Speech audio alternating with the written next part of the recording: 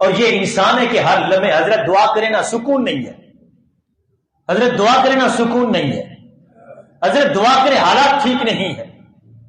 اتنا عرصہ ہو گیا جناب کچھ بھی نہیں ہو رہا، لگتا ہے کسی نے کچھ کر دیا ہے جناب، لگتا ہے کسی نے کام بند کر دیا. میں کہتا ہوں کہ ایسا ذہن رکھنا ہی غلط ہے.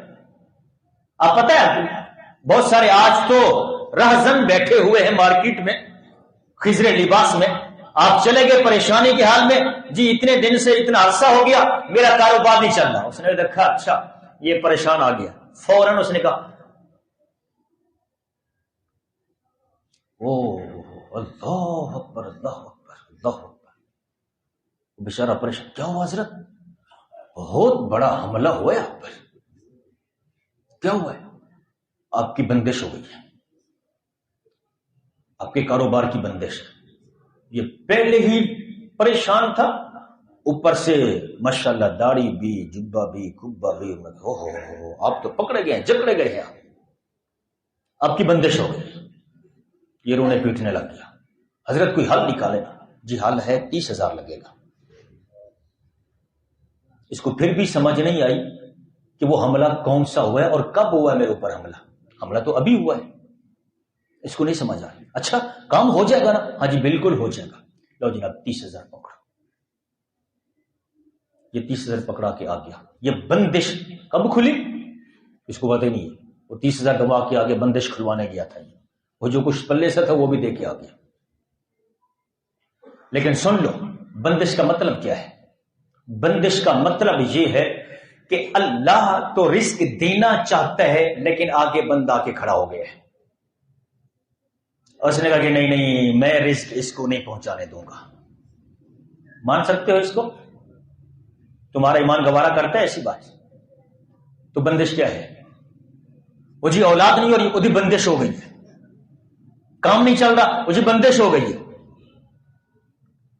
وہ جی فلان مسئلہ ہے، وہ جی بندش ہو گئی ہے، بندش ہو گئی ہے، بندش ہو گئی ہے. وہ بھی کس چیز کی بندش ہو گئی ہے؟ کہ اللہ اولاد دینا چاہتا ہے لیکن ایک کمزور ترین کمینہ انسان اٹھ کے سامنے کھڑا ہو گیا.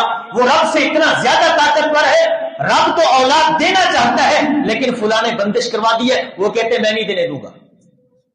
بندش کا مطلب یہ ہے جو کہ ہے نا بندش ہوئی ہے ایک رکھ کے دو اس کے منہ پر. اگر بندش ہے تو میرا ہاتھ کیوں نے بندھا دیا جب تیرے منہ پہ پڑا؟ تو اب کیوں بندش نہیں ہوئی؟ بندش کر، لگا اپنا زور، میں ایک اور ٹھوکنے لگا ہوں تجھے، کر بندش. عجیب تماشا بنایا ہوا ہے. اور یہ بھولی بھالی عوام ہے کہ جناب گھستی چلی جا رہی ہے، بھاگتی چلی جا رہی ہے. اس نے کبھی پلٹ کے نہیں دیکھا کہ یہ جو میری پریشانیاں ہیں کیوں ہیں. اپنا محاسبہ کیا، میری صبح کب ہوتی ہے، میرا دن کیسے گزرتا ہے، میری راتیں کیسی گزرتی ہیں. دن بھر حی علی الصلاۃ کی آوازیں آتی رہی اور میں رب کی بارگاہ میں نہ جا سکا. جب وہ پکار رہا تھا حی علی الفلاح اور کامیابی کی طرف آ جا، وہ تو بلا رہا تھا، میں ہی نہیں گیا. اور پھر میں کہہ رہا ہوں بندش ہو گئی ہے.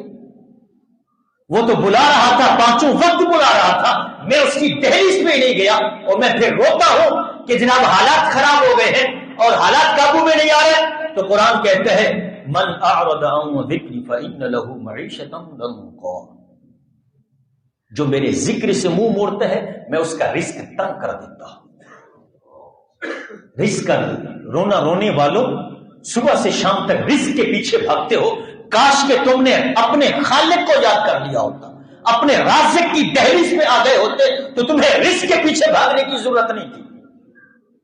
تم نے اپنی خالق کی دہلیز کو بھول گئے، تم رزق کی تلاش میں رازق کو بھول گئے. یہ کیسا انسان ہے؟ رزق دینا تیری انسان تیری ڈیوٹی نہیں تھی. رزق جو ہے وہ دینا تیری ذمہ داری نہیں تھی. تیری ذمہ داری یہ تھی حی علی الصلاح حی علی الفلاح. لبیک میں حاضر ہوں، میرے مالک میں حاضر ہوں. یہ مالک کی دہلیز پہ آ گیا ہے. رزق دینا میرے رازق کا کام ہے. تو وہ رازق کیا تیرا رزق بند کر دے گا؟ یہ بندہ کیوں میری دہلیز پہ آیا ہے نماز پڑھنے کے لیے؟ یہ کیسے سوچ لیا ہم نے؟ آج مارکیٹیں آباد ہیں لیکن مسجد میں جب آزان ہوتی ہے، نمازی ہوتے ہیں، 5 سے 6 صفیں نظر آتی ہیں، 7ویں صف نظر نہیں آتی. اور جمعہ کے دن اوپر نیچے مسجدیں بھری ہوتی، ہر محلے کی مسجد۔ اب مارکیٹ کی مسجد، چلو مدینہ مسجد ہمارے مارکیٹ کے بالکل اندر ہی ہے، آپ جا کے دیکھ لیں مارکیٹ میں کتنے لوگ ہیں اور وہاں کتنے لوگ ہیں۔ اگر دکاندار سارے اٹھ کے نماز پڑھنے چلے جائیں تو گاہکوں کو بھی پتا ہوگا کہ نماز کا ٹائم ہے، مجھے ابھی نہیں جانا۔ لیکن یہ کہتے ہیں کہ اگر میں نماز پڑھنے چلا گیا تو پیچھے جناب یہ گاہک چلے جائیں گے، میں تو بھوکا مر جاؤں گا۔ یہ کیسے ہو سکتا ہے؟ انسان جب تو بول بھی نہیں سکتا تھا اس رازق نے تجھے اس وقت بھی رزق پہنچایا۔ وہ جانتا تھا اسے کیسا رزق چاہیے، اس کا معدہ کون سے رزق کو برداشت کر سکتا ہے، کون سی غذا اس کے معدے کے موافق ہے اور کیسا رزق اس کو چاہیے۔ اس وقت جب تو بول بھی نہیں سکتا تھا، جب تو پہچان بھی نہیں سکتا تھا، صرف تجھے ایک ہی بات تھی، کیا رونا آتا تھا بس، اور کچھ بھی نہیں۔ بھوک لگی تو رو پڑا، تکلیف ہوئی تو رو پڑا، اسے رونا ہی آتا تھا، کچھ نہیں۔ اس وقت تیرے رازق نے تیرے رزق کی جو ہے نا وہ کمی کو دور کیا، تیرا رزق تجھے پہنچایا۔ اور آج تو رزق کے پیچھے اتنا پریشان ہو گیا کہ جناب سب کچھ اپنے رازق کو بھول کے بیٹھ گیا۔